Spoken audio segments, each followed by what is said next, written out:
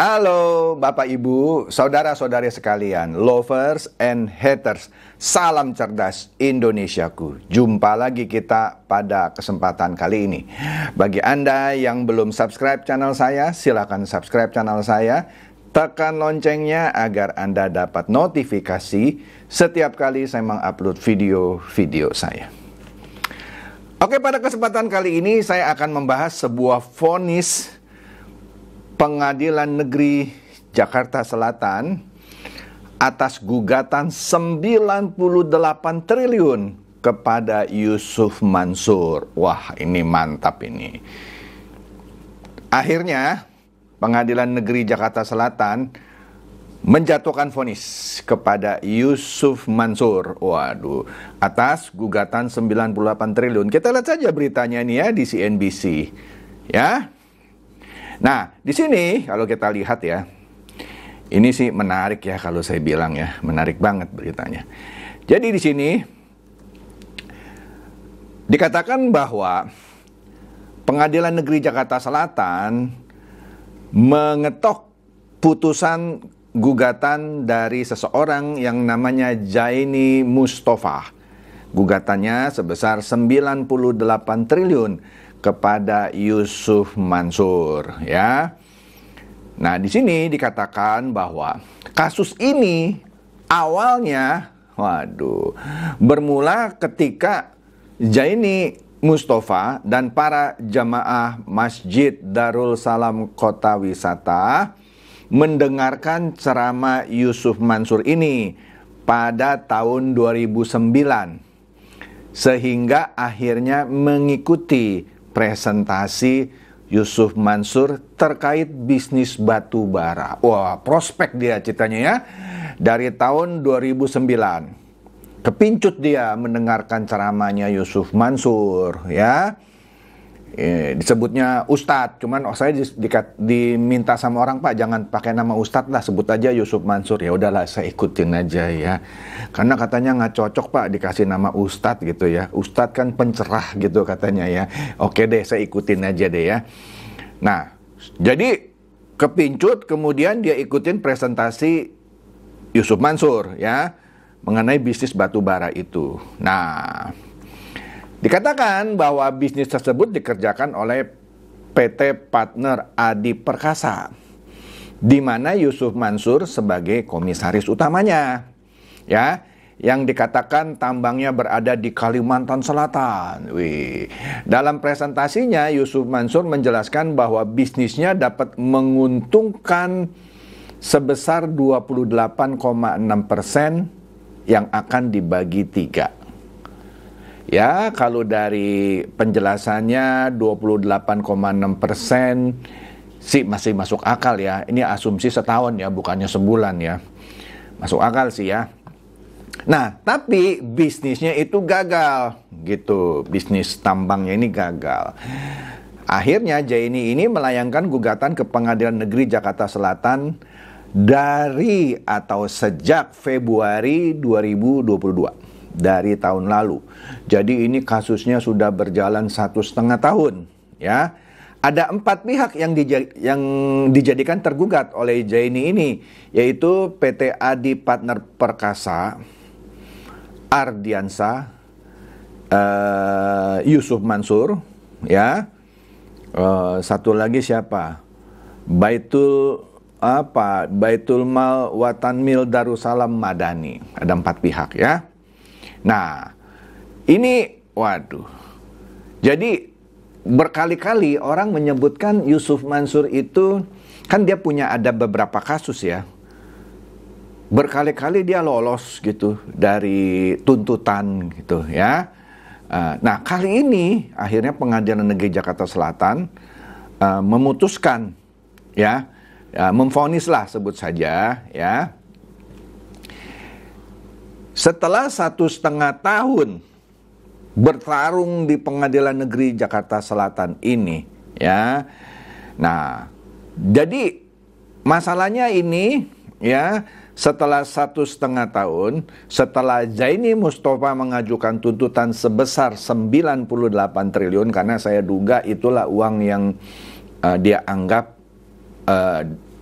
mereka itu dirugikan, ya kan? Nah, kebetulan sekarang Yusuf Mansur kan menjadi politikus Partai Perindo nih ya. Nah, jadi vonisnya bilang apa? Nah, di sini nih detailnya ya. 1. Mengabulkan gugatan penggugat untuk seluruhnya. Nah, ini menarik nih ya. Dia bilang mengabulkan gugatan penggugat untuk seluruhnya. Berarti 98 triliun nih. Nanti dulu. Kedua, menyatakan tergugat 1, 2, 3, dan 4 ingkar janji wan prestasi. Waduh. Jadi dia sudah janji tetapi ya tidak ditepati, kira-kira seperti itu. Menyatakan sah dan berharga sita jaminan yang terbagi atas, ada tanah ya. Waduh, tanah rumah tinggal ya, dan di atasnya ada rumah tinggal yang terletak di Jalan Ketapang nomor 35 Kecamatan Cibondo, Kota Tangerang, Banten ya, milik tergugat 3. Kemudian ada lagi tanah lagi dan seterusnya ya. Jadi yang disita ada 2 tanah ini ya. Oke deh. Kemudian yang nomor 4, menghukum tergugat 1, 2, 3, dan 4 secara tanggung renteng membayar kerugian material kepada penggugat seluruh sebesar 98 triliun. Wah, tapi nanti dulu nih ya. Pokoknya semuanya 1, 2, 3, 4 divonis harus bayar kerugian 98 triliun lebih ya. Nah, jadi di sini kerugian material yang sebesar 98 triliun itu adalah kerugian modal ditambah keuntungan yang harusnya didapat, ya. Kemudian ada lagi kerugian imaterial sebesar 100 miliar rupiah. Wih, hebat nih, ya. Kemudian menghukum tergugat 1, 2, 3, dan 4 secara tanggung renteng membayar uang paksa sebesar 10 juta setiap hari kalau lalai dalam memenuhi isi keputusan. Nah, menghukum turut tergugat ya, dan bla bla bla ya. Juga menghukum tergugat 1, 2, 3, dan 4 membayar biaya perkara. Waduh. Menyatakan putusan serta-merta meskipun ada upaya hukum banding atau kasasi. Wah, jadi harus segera meskipun mereka banding atau kasasi. Gila lu, 98 triliun lu. Wih, gimana bayarnya tuh? Oke deh, kita lanjut dulu nih ya, 98 triliun. Mandalika saja kerugiannya cuma 4,6 triliun. Ini 98 triliun, nggak main-main. Lanjut dulu dan ya, kita lihat berita dari Detik News ya, kira-kira sama ya. Di sini disebutkan jejak vonis ingkar janji Ustadz Yusuf Mansur dalam gugatan 98 triliun. Ya. Ya, kira-kira sama lah ya. Nah, tetapi di sini ada yang menarik nih ya. Nah, aduh. Tadi kan dia bilang mengabulkan seluruhnya. Tetapi menurut Detik News ini, Yusuf Mansur harus merogoh kocek 1,2 miliar. Tapi kita lihat dulu nih beritanya ya. Ya, meski gugatan yang diajukan, tunggu, ini menarik nih. Sepertinya beritanya agak beda dengan yang tadi yang dikatakan dikabulkan seluruhnya.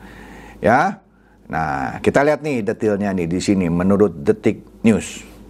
Nah, di sini sama lah ada kronologinya tadi seperti yang sudah saya sebutkan ya. Kemudian, nah di sini ada kronologi yang menarik nih, ya. Di sini dikatakan bahwa Pak Jaini Mustafa pertama kali menyetor 80 juta, ya. Kemudian 1 Februari 2010 apa 2020 lah ini, nggak tahu. Yusuf Mansur tidak membagikan keuntungan lagi kepada Jaini Mustafa, ya. Kemudian 20 September 2021, nah mulailah Jaini Mustafa mensomasi Ustadz Yusuf Mansur untuk melunasi janjinya, ya. Upaya kekeluargaan sudah dilakukan agar Yusuf Mansur mau membayar janjinya. Kemudian 2 Februari 2022, akhirnya nggak sabar, somasi nggak ada solusinya, digugatlah yang tadi saya bilang ada 4 pihak. Pihak pertama PT Adi Partner Perkasa atau Perkada di sini ya, terusnya ya, Ardiansa siapa entah. Nomor 3-nya atau tergugat 3-nya Yusuf Mansur, yang keempatnya Baitul Mal Watan Mil Darussalam Madani ya. Jadi Yusuf Mansur sebagai tergugat 3. Nah, di sini ya memang disebutkan juga bahwa Jaini Mustafa mengajukan tuntutan 98 triliun ya kepada Yusuf Mansur yang sekarang sudah jadi politikus Partai Perindo ya. Nah, di sini kita lihat lagi nih ya beritanya ya. Saya baca lagi nih ya. Karena ini agak sedikit menarik nih ya. 1, benar tadi mengabulkan gugatan penggugat untuk seluruhnya. Sama gitu ya. Yang disita ya tanah 2 gitu ya. Kerugian yang yang harus dibayarkan 98 triliun ya, imaterial tadi 100 miliar. Uang paksa 10 juta setiap hari kalau lalai membayarnya, dan putusan ini adalah putusan serta-merta meskipun ada upaya hukum banding maupun kasasi. Masing sama sih ya di sini ya. Dan ini oke. Nah, gugatan sudah dikabulkan, tetapi aduh di sini tidak konsisten nih ya. Di sini dikatakan pada Juni, 13 Juni, ternyata Penjaksel itu mengabulkan sebagian gugatan ya. Nah, kita lihat dulu dan ya, kok kenapa beda gitu ya. Di sini dinyatakan ya dari gugatan yang 98 triliun, tergugat 1, 2, 3 itu Yusuf Mansur, dan 4 dinyatakan ingkar janji ya, dan secara tanggung renteng harus membayar kerugian atau modal dan keuntungan yang seharusnya diperoleh kepada penggugat. Di sini cuman 1,2 miliar lebih, tepatnya 1.264.240.000 ya. Waduh, dari 98 triliun cuman segitu. Nah, kemudian di sini ya, wah ini menarik ya. Jadi ternyata agak sedikit ini ya. Pertama kali saya bacanya senang gitu, 98 triliun tapi cuma 1,2.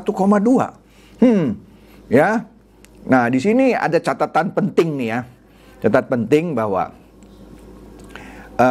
Yusuf Mansur benar telah mempresentasikan, menawarkan, mengajak para jemaah Masjid Darussalam Kota Wisata ya untuk berinvestasi di bisnis batu bara yang dikelola oleh para tergugat ya, dan para tergugat mengajak pula jemaah Masjid Darussalam Kota Wisata ya, bahkan untuk berkunjung ke lokasi tambang batu bara tersebut.